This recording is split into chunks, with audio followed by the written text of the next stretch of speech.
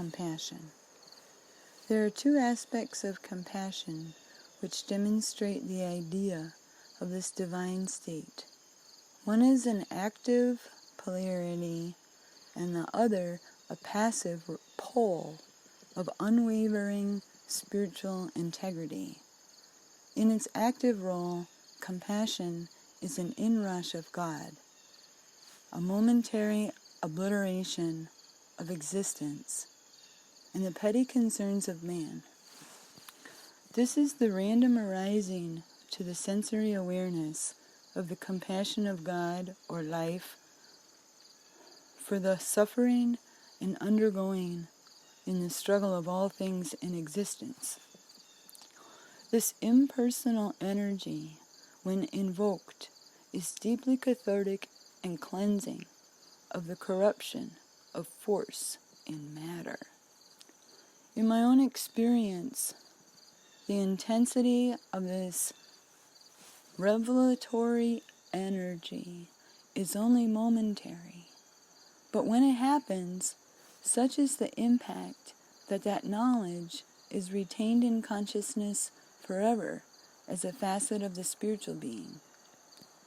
The passive function of compassion is a quality of abstract light which shines through the flesh of the body and is sometimes referred to as presence.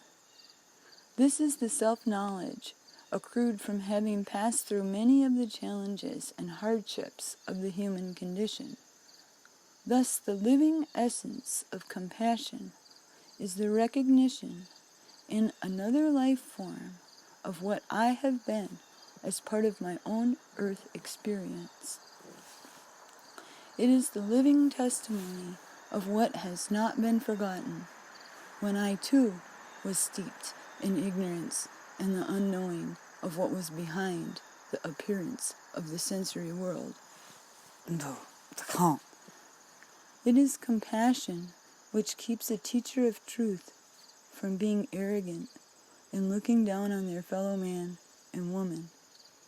This essential quality of being is often absent in self-proclaimed young gurus who come forward to declare themselves before its time, and yet everything serves that which is below it in the rectification of ignorance.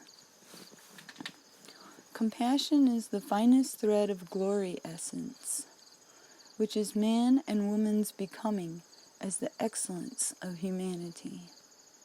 When compassion merges with the unknowable but all-pervasive God, the supernal idea of existence shines through from the silence of the black. In evolutionary terms, compassion serves the greater good as an impulse of the human spirit to serve or alleviate the suffering in another. It is in this the individual eliminates, to some extent, the pain and trauma of their own future earth existence.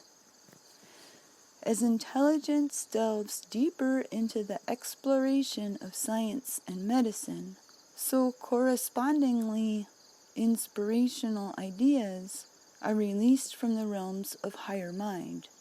Thus, through the grace of divine compassion, anesthetics and other pain-reducing discoveries are provided so that we need not undergo the same degree of suffering that others once endured.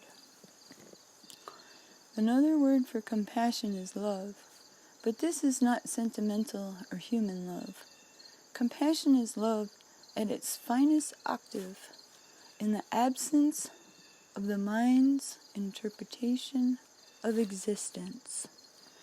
And yet love, if it is truly divine, encompasses both the beauty and the squalid stench of the world as the totality of self. Divine compassion is to walk through the world but not be moved or fooled by its phony pretenses. That's 440. In this, an individual can see